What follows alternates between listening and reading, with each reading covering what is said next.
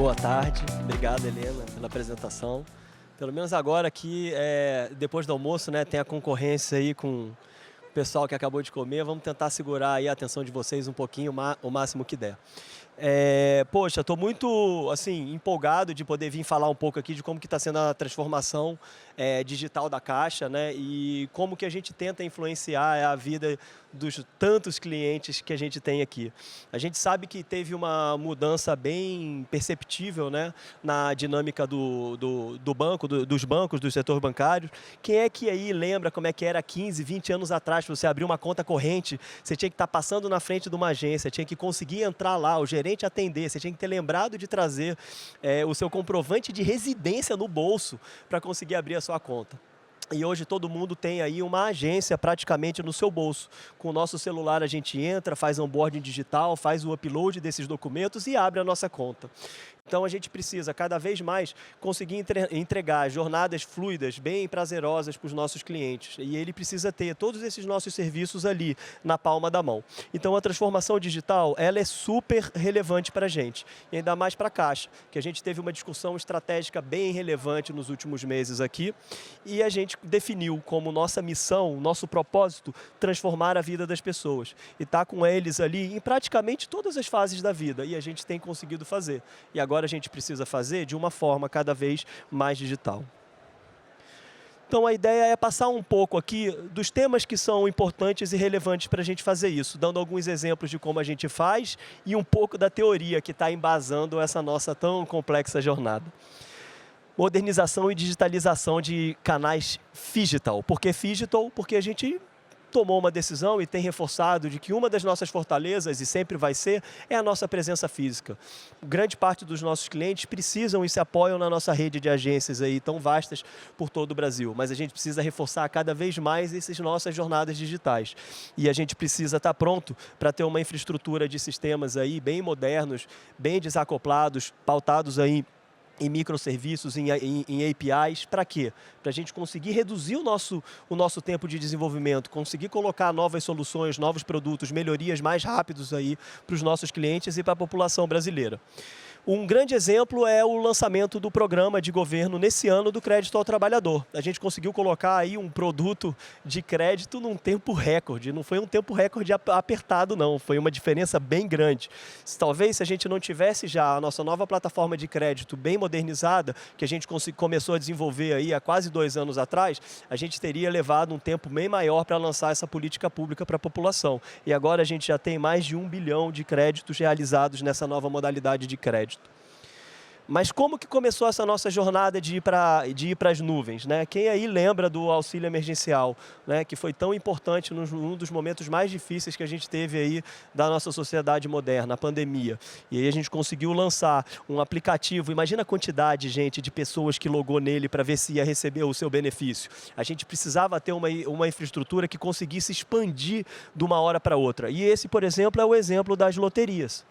Qual que é o nosso grande desafio da loteria? Quem aqui não joga, né? Quem aqui joga, né, os nossos jogos de loteria, a gente tem dois bem temáticos, a Mega da Virada, né? A gente sempre vai nela, sempre tenta a nossa sorte grande e aí estamos chegando perto da quina de São João também. Então a gente tem um volume muito grande de apostadores ali naqueles dias que antecedem o nosso concurso. E qual que é a grande dificuldade? Imagina só se eu tivesse uma infraestrutura gigantesca aqui nos meus data centers para suportar esses poucos dias de pico. Então essa tecnologia de nuvem permite que eu consiga expandir e voltar em cima da minha necessidade quando eu preciso aumentar a capacidade para esses dias de movimentação mais intensa. Então agora, quando a gente se aproximar perto da quina de São João, que a gente sabe que vai ter um monte de gente lá entrando para tentar a sorte grande, a gente precisa que essa infraestrutura da cloud ela expanda para a gente poder fazer essas apostas aí de uma forma mais suave. E aí quem ainda não fez também, vamos lá, né? Tá chegando perto desse nosso sorteio daqui a algumas semanas. Continuamos né, investindo bastante né, nos nossos data centers também, investimentos bem relevantes em nuvem, também em cibersegurança, para a gente poder manter isso tudo de uma forma bem suave, proteger a nossa marca, não só a marca, mas também né, as políticas públicas brasileiras. Mas nem todo mundo aqui no nosso Brasil tão grande está 100% conectado nesse digital. A gente não pode se esquecer que tem um monte de gente que mora lá bem no interior, e aqui a gente tem um exemplo na nossa agência Barco, que ela fica navegando pela região norte e ela alcança vários brasileiros que não têm uma conectividade lá. Então a gente tem um desafio de conectividade, inclusive para a nossa agência Barco. Para vocês terem uma ideia, a gente consegue fazer aí mais de 300 atendimentos aí em comunidades ribeirinhas, muitas vezes, né, no interior desses estados do norte, que talvez se não fosse com esse apoio que a gente dá, eles teriam uma dificuldade muito grande de locomoção para poder atingir aí, né, e conseguir fazer os seus serviços financeiros.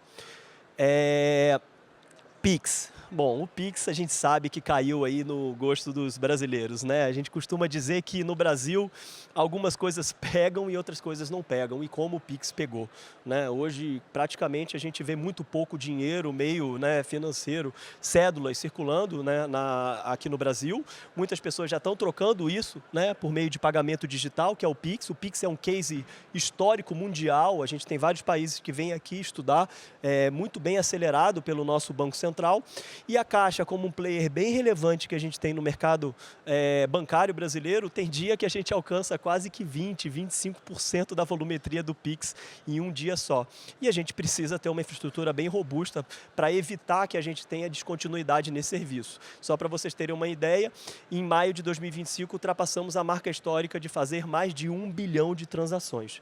Então a gente precisa ter aí uma infraestrutura bem robusta para dar conta dessa volumetria, e os nossos estudos indicam que cada vez mais esse meio de pagamento digital vai pegar cada vez mais tração. Falar de caixa e não falar de impacto social seria um equívoco meu aqui, né? Todo mundo, quando fala em Caixa Econômica, a gente associa a quê? Grande parte do mercado imobiliário e dos financiamentos imobiliários são originados aqui na Caixa. Quase 70% de market share aqui está com a gente nessa modalidade de crédito. Para vocês terem uma ideia, mais de 800 mil imóveis financiados, mais de 832 bilhões de crédito na nossa carteira de crédito. Então, o que a gente tem trabalhado nessa modalidade de crédito? Colocar ela cada vez mais rápida, cada vez mais digital também. Então, cada vez mais a gente quer entregar facilidade para os nossos clientes, seja com o início do seu processo feito de uma forma mais digital, poder ter um autosserviço também cada vez mais digital nos nossos aplicativos. Então, a nossa missão aqui é sempre facilitar com esses meios digitais as jornadas de crédito dos nossos clientes. Caixa tem um dos aplicativos mais baixados né, nas lojas de Android e da Apple. Né? Para vocês terem uma ideia, mais de 13 bi em pagamentos de benefícios sociais são feitos em um mês. Temos esse valor médio esperado aí, um programa de governo super relevante, e a gente tem aí hoje um aplicativo super usado, super moderno, né, e que a gente sempre continua tentando modernizar. Esse ano passado, a gente teve um problema muito grande né, no Rio Grande do Sul, para vocês terem uma ideia do impacto que tem né, desse aplicativo na vida das pessoas com as enchentes. E teve gente que perdeu os seus documentos, para vocês terem uma ideia, no meio dessa confusão toda. E aí precisou entrar, fazer seu cadastro, desbloquear o seu aplicativo. E aí e às vezes as agências fechadas. Então imagina o desafio que foi. E aí a gente conseguiu acelerar bastante a nossa jornada de acesso de biometria digital, para poder facilitar cada vez mais o acesso deles e o login no nosso aplicativo.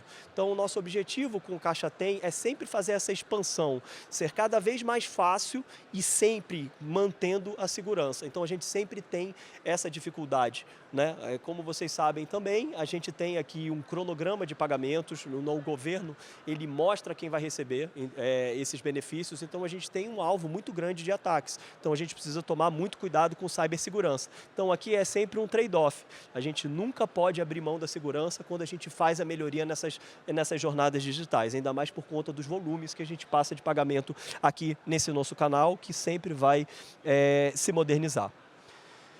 Agora, para mim, é o mais legal, porque como é que a gente monta todo esse racional, toda essa transformação digital dentro da nossa empresa? Desde o início do ano passado foi criado um programa de transformação digital. E o nome desse programa de transformação digital se chama TEIA. Transformação, Inovação, Aprendizado e Engajamento. Então a gente conseguiu dar prioridade dentro da nossa empresa para essa transformação digital. Agora imagina o número de prioridades que tem num banco, principalmente num banco múltiplo, um banco de varejo. Então aqui na TEIA a gente foi bem certeiro em escolher alguma dessas jornadas para serem priorizadas por todo mundo da nossa empresa. E isso a gente tem feito. E várias experimentações foram criadas dentro da TEIA. E a gente vai ver algumas delas aqui. A primeira delas é o planejamento de demandas. Não sei quantos de vocês aqui trabalham diretamente com tecnologia dentro da empresa de vocês. Ou demandando coisas para a tecnologia, ou na própria tecnologia desenvolvendo essas aplicações. Lembra como é que era isso há um tempo atrás? E aí pode ser que esse tempo atrás ainda esteja acontecendo em algumas das corporações de vocês. Para você abrir uma demanda de TI, você ia lá e mandava um ticket. A sua tecnologia recebia e fazia o desenvolvimento. Muitas vezes esses esforços de desenvolvimento e o recebimento desses tickets, eles não estavam muito alinhados com o planejamento, com a estratégia da empresa. E lá na Caixa não era diferente. Era um processo que a gente precisou melhorar para garantir que o que a gente está desenvolvendo aqui no nosso time de tecnologia está totalmente alinhado com a estratégia da nossa empresa, com a estratégia do nosso board. E aí a gente desenvolveu e aprimorou um modelo de PI Planning, de planejamento de demandas de TI, que a gente chamou de PI Planning 360 V-Model. Nome dado por colegas que estão aqui na primeira fila acompanhando essa palestra. E por que é V-Model? Porque no início do projeto eu falei que eu não ia usar o botão aqui, mas talvez eu use para mostrar aqui. Ó. Não vou tentar apertar não, porque senão falaram que é jeta aqui. Mas a gente começa com uma discussão estratégica, porque quem está fazendo essas demandas precisa entender o que o banco está precisando. E depois ele vai descendo, até chegar lá no operacional, na comunidade, no box, na unidade ágil que vai desenvolver. E aí ela responde, eu consigo fazer isso para o seu trimestre. E isso vai subindo e chega numa validação executiva. De novo, com o board da empresa analisando se a expectativa dele para alcançar os objetivos para aquele trimestre está sendo representada nas entregas do time de desenvolvimento de aplicações. Então a PI Planning ela roda em uma forma em V, em que a gente começa com a estratégia, chega lá no operacional e termina com uma validação. Todo mundo agora na Caixa está começando o seu trimestre sabendo o que tem a entregar. E nós temos uma meta bem, eu diria, ambiciosa de cumprir pelo menos 90% do planejamento que é feito por trimestre. Mas por que não 100%? Porque emergências acontecem. A gente precisa estar pronto para isso. E eu vou falar mais um pouco aqui de capacidades mais para frente. E o modelo de trabalho? Eu acompanhei já aqui algumas discussões e ontem no painel de CIOs também foi falado isso. A gente precisa estar muito junto agora, né, a TI e o negócio. Então o assunto de tecnologia, ele não pode ser mais commodity de quem trabalha no time de tecnologia. Hoje o negócio tem que conhecer cada vez mais de tecnologia, para poder ver quais são as possibilidades de desenvolvimento, entender o que o mercado está fazendo, saber como demandar. E aí a minha fala vai para quem está no time de desenvolvimento aqui também. O quão melhor seria se quem está sentado ali explicando para você o que vai fazer, soubesse em detalhes como ser feito e o que você pode fazer, as ferramentas que estão do seu lado. Só que, por outro lado, isso coloca também uma responsabilidade grande no nosso time de TI. Porque agora o nosso time de TI também tem que conhecer o negócio. Por quê? Porque a gente tem que influenciar o que está sendo feito de alguma forma. Então aqui a gente tem que ter um casamento perfeito entre o time de TI trabalhando com seu DNA de desenvolvimento e o time de negócio sabendo aonde a gente quer chegar de uma forma bem estratégica. É por isso que lá na Caixa a gente tem tentado fazer a escalada cada vez mais dos nossos times de desenvolvimento para os Fusion Teams. TI e negócio junto, compartilhando objetivos, compartilhando entregas, compartilhando esses indicadores. Agora, vamos para o dia a dia, né, galera? Não é fácil fazer esse tanto de coisa. Imagina o tanto de desafio que a nossa TI tem em todas as empresas que estão aqui. É muita coisa para fazer. E a gente precisa garantir que o running the bank, no caso, o dia a dia da empresa de vocês, não vai poder ser negligenciado. A gente precisa fazer. As melhorias que a gente chama, aquilo que vai mudar o nosso negócio, eles também precisam acontecer.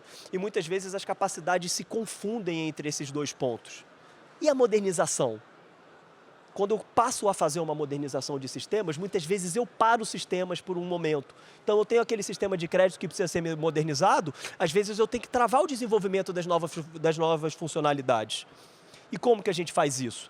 Na nossa tese, a gente tem criado 3 esteiras de desenvolvimento com capacidades distintas, para poder garantir que a gente vai ter esforço, vai ter vontade, vai ter capacidade para fazer esses 3 bloquinhos de demandas. E ali, qual que é o papel de quem está acompanhando isso no nível estratégico? É não deixar que o pessoal que está mudando o banco pare para fazer aquela demanda de correção, aquela demanda regulatória. Porque senão a gente vai ficar naquele dia a dia, atendendo os prazos, dos grandes prazos e as grandes cobranças, por exemplo, da auditoria. E vamos esquecer muitas vezes do que o nosso cliente está pedindo. Então, uma grande fórmula do sucesso é a gente ter essas esteiras de desenvolvimento bem particionadas. E a transformação digital, a gente precisa entender que na velocidade que o mundo está acontecendo, mais uma vez ontem, no painel de CIOs, teve uma brincadeira que não tem lá o seu fundo de verdade, que é muitas vezes a gente vai dormir e a gente acorda com um mundo na tecnologia diferente. Eu comentei que eu fui fazer um curso uma vez numa segunda-feira e aí o professor virou e falou o seguinte: pessoal, eu tive que fazer um ajuste numa tela nessa madrugada, porque no final de semana a gente viu o lançamento da DeepSeek, a inteligência artificial chinesa. Então, olha como é que é. O cara estava se preparando para fazer um curso e teve que fazer um ajuste de um dia para o outro de algo tão impactante, né, que era uma inteligência artificial que reduzia aí os custos de processamento em valores bem consideráveis. Então, aqui a gente precisa estar pronto para se adaptar para as novidades do mundo, do que está acontecendo no nosso dia a dia. E aqui a gente precisa ter um pouco da humildade para perceber que a gente não consegue fazer tudo sozinho. Então, muitas vezes a gente tem que escolher aquele parceiro estratégico para acelerar essas nossas mudanças. E a gente tem feito isso de uma forma bem humilde e inteligente, escolhendo quais os parceiros, quais as empresas, quais os sistemas que a gente precisa adquirir, se unir e juntar forças para a gente entregar essas novas funcionalidades e essas novas jornadas para os nossos clientes. Então, parcerias estratégicas são super importantes. E olha que legal, a gente tem feito vários editais de chamamento de startups, né, para eles entregarem soluções para a gente pegar essas pequenas soluções e plugar nos nossos ecossistemas e nas nossas grandes soluções de negócio. Dados. Toda vez que eu falo aqui, eu falo de dados. Porque não existe transformação digital sem a gente organizar esses nossos dados, né? E a gente tem feito, eu acho que dessa vez, a montagem a organização, vou chamar de organização dos nossos dados de uma forma diferente. Eu acho que historicamente a gente viu que várias empresas, quando estavam formatando o seu data lake, né, principalmente naquela era de Big Data, qual que era o grande objetivo deles? O grande objetivo deles era formar um data lake. Então, quando que eu acabava o meu data lake? Quando eu estava replicado lá 100% das minhas informações isoladas. E aí a gente passou a ter uma busca por uma formação de um data lake. Só que o data lake pelo data lake, ele não traz valor para a nossa empresa. E aí o que as pessoas foram percebendo? Que na verdade o que tem que drivar a formatação desse data lake, desse grande repositório de dados, são os casos de negócio que eu vou potencializar através dessa informação. E aí qual foi a nossa grande mudança dessa vez? O nosso data lake agora está sendo desenvolvido a partir de cases de negócio. E o nosso time de dados está aqui na Febraban Tech acompanhando, né? Eles sabem que eu trato com muito carinho essa nossa jornada de transformação digital baseada em dados, né? A gente precisa ser muito, como dizem na literatura, data-driven, só que a gente não pode fazer um data lake por fazer. A gente tem que, qual que é o caso de negócio que eu quero? Trago os dados para cá. Daqui a pouco eu vou ter 10, 15, 30 casos de negócio. E esses casos de negócio, quando eu olhar para o meu data lake, eu vou ter 60%, 70% das minhas informações lá. Será que eu preciso sair correndo e colocar 100% das informações? Não, porque talvez 60% ou 70% das informações que estão lá já são suficientes para eu gerar o negócio e o valor que o meu cliente espera. Mas a gente não consegue fazer nenhuma transformação digital sem pensar no cliente. A gente fez vários conselhos de clientes para ouvir o que eles estão precisando, alguns conselhos até temáticos, falamos de investimento, por exemplo, falamos de crédito. Mas o mais relevante é que agora, toda vez que a gente vai discutir alguma nova funcionalidade, a gente pergunta, é isso que o nosso cliente quer? E a gente está ouvindo cada vez mais. E eu vou dizer para vocês, eu escuto muito feedback, às vezes é duro, mas a gente precisa tratar isso com bastante carinho, porque eles estão dando uma valiosa lição para a gente. Eles estão dizendo exatamente o que a gente precisa mudar. Então, cada vez mais a gente está focado nessas jornadas, escutando essas críticas e trabalhando em cima delas. Mas vocês reparem que aqui no canto eu não coloquei centralidade no cliente, eu coloquei pessoas no centro. A gente tem uma dificuldade um pouco diferente dos nossos concorrentes privados. A gente não consegue ir no mercado e fazer essas contratações que a gente precisa. Quero falar de AI, eu não tenho uma agilidade para ir e trazer 30, 40 pessoas, 100, 200 pessoas formadas nesse tema. A entrada para a Caixa é concurso público, então isso fortalece ainda mais a nossa necessidade de ter que treinar e adaptar o nosso time para esses novos desafios. Já falamos aqui que a mudança desses desafios está cada vez mais rápida, né? A gente dorme e acorda com um mundo digital completamente diferente. Então a gente precisa reforçar mais. Fizemos agora não, já tem mais de 2 anos um concurso público. Estamos colocando 2.000 novos funcionários desse concurso público para dentro da Caixa. Já fizemos 7 ondas de onboarding, mais de 1.200 novos funcionários já entraram. É muita emoção receber esses caras. E aqui a gente foi fazer um evento para receber uma turma no Rio. Ali no canto tem o Sabino felizão, ali rindo, está aqui na primeira fila, e é isso que a gente tem se estruturado, para receber essa galera, treinar e deixar eles prontos para entregarem e trazerem essa visão moderna de fora da caixa. Muitos entram com vários anos de experiência, e é isso que a gente precisa. Mas a segunda parte final da minha apresentação aqui é um pouco de o que a gente está vendo para futuro de negócios bancários. Como que a gente está se preparando? Isso tudo que a gente está fazendo de uma forma bastante estratégica não é aleatório. A gente tem essas nossas leituras de cenário. E aí no tema de tecnologia, de transformação digital, a gente separou 3 teminhas para apresentar para vocês a nossa visão e por que a gente está pensando nisso aqui. Não podia ser diferente, falar de AI, talvez o assunto mais hypado do último tempo. Aqui no mundo de tecnologia, a gente já teve outros assuntos hypados, blockchain ainda super recente, a gente já teve metaverso e por aí vai, e agora AI, a gente já está vendo as entregas bastante relevantes desses casos de negócio, principalmente na nossa indústria financeira. E o que a gente está pensando aqui para a AI e o que a gente está se preparando para ela. A gente já tem os nossos assistentes virtuais Caixa funcionando e eles ajudam demais os nossos empregados. A gente tem uma extensa quantidade de produtos e cada um com a sua especificidade. Então, cada vez que a gente disponibiliza esses agentes para o nosso time, a curva de aprendizado do atendimento dele reduz bastante. Qual que é o nosso racional de AI? Pude também falar um pouco disso ontem na minha palestra da parte da manhã. Aqui, nós estamos tratando como a tecnologia disponibilizar aí uma plataforma de inteligência artificial para o negócio. Assim como o caso de dados, a gente quer potencializar o uso dessa tecnologia através de business case. E eu preciso entregar para eles, nós da tecnologia, todas as ferramentas para eles acelerarem esses processos dentro da área de negócio e atender o cliente deles. Então a gente tem que entregar não só conhecimento, como também ferramenta. E temos que difundir o uso dessa tecnologia para todas as áreas de negócio da empresa. Expansão de uso de ferramentas combinados com as plataformas de serviços, a gente acredita que vai ter esse uso descentralizado dessa tecnologia.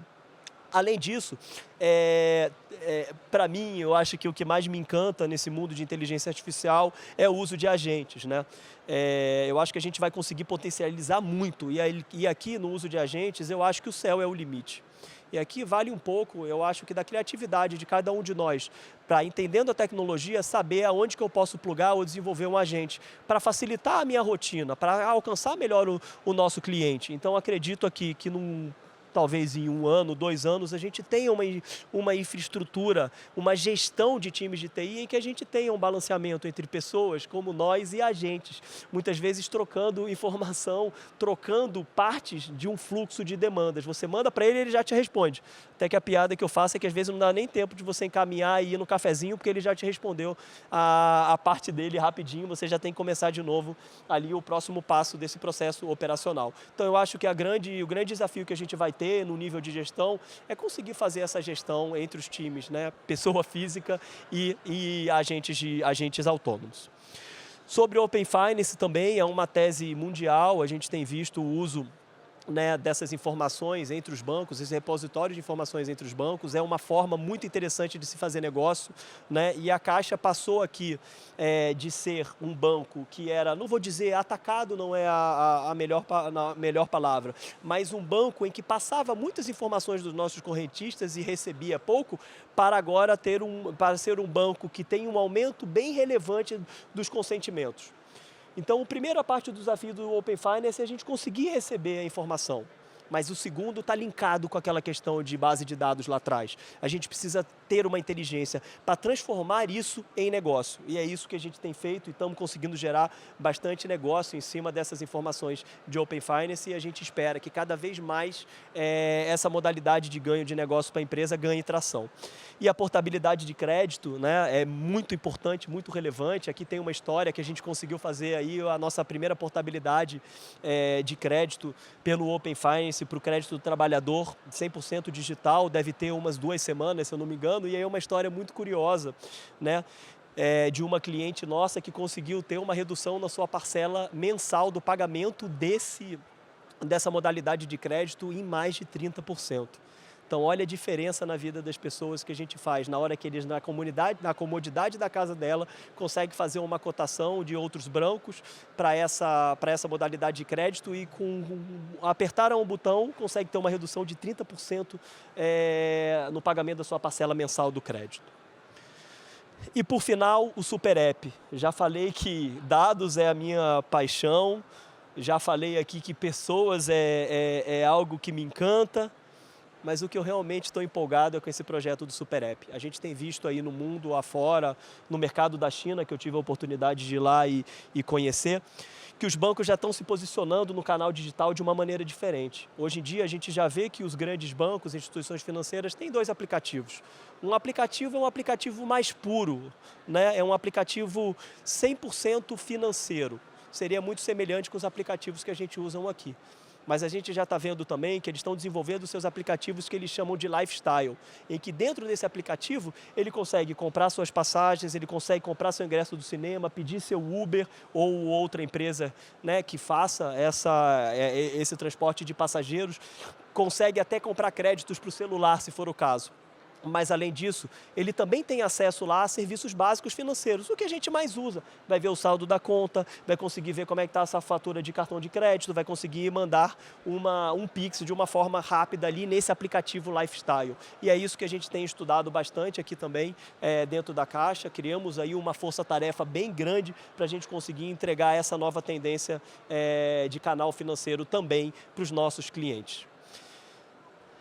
Eu acho que se eu pudesse trazer então aqui já para o fechamento uma mensagem para vocês, né, é que na nossa visão a gente precisa continuar como protagonista nessa digitalização do sistema financeiro brasileiro. Então, já que é uma tendência e nós temos aqui um papel social tão importante com a nossa grande base de clientes, a gente precisa entregar isso de uma forma cada vez mais digital para eles. E é nisso que a gente está trabalhando. E aqui no final eu trago uma filosofia que move muito o nosso time, não só de TI, mas o time de negócio que está aqui com a gente, criando e desenvolvendo essas melhorias e essas novas jornadas digitais. A gente acredita que cada bytezinho de inovação, ela acaba gerando um impacto na vida das pessoas. Então a gente consegue tangibilizar essas nossas entregas de TI quando a gente vê esses casos no dia a dia desses nossos clientes usando esses nossos canais. E aí fica aqui uma mensagem de que tudo tão estruturado e tão estratégico do jeito que vocês viram aqui, muitas mudanças ainda vão vir pela frente. Obrigado pelo tempo de vocês aí, que eu sei complicado aí ficar acordado depois do almoço. Até logo, boa tarde. Obrigada.